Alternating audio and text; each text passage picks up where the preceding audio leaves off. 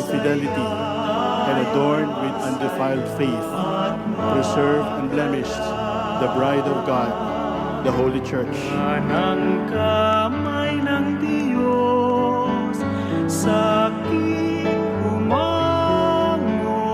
Receive the mitre, and let the splendor of holiness shine in you, so that when the chief shepherd appears, you may merit to receive an unfading crown of glory. Hindi mapapahamak kailanman.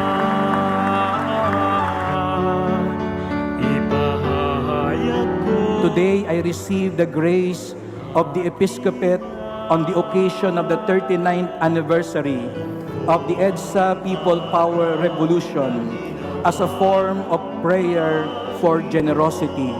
I pray that we may never forget that to be a good Christian, a good priest, a good bishop is also to give ourselves to become a good citizen, vigilant to truth, justice, integrity, freedom, and peace.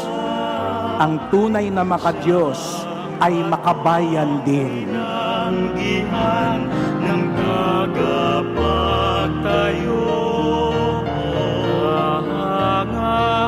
Your brother priests in Manila will bid you goodbye and farewell. It is now time for Bishop June. The goodbye of Manila is the welcome of Bataan. Araw na ginawa ng Panginoon. To my fellow Bataeños, I am returning home.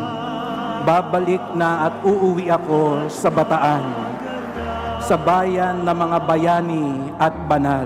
Ito ang araw na ginawa. Bishop June, rise and go forth.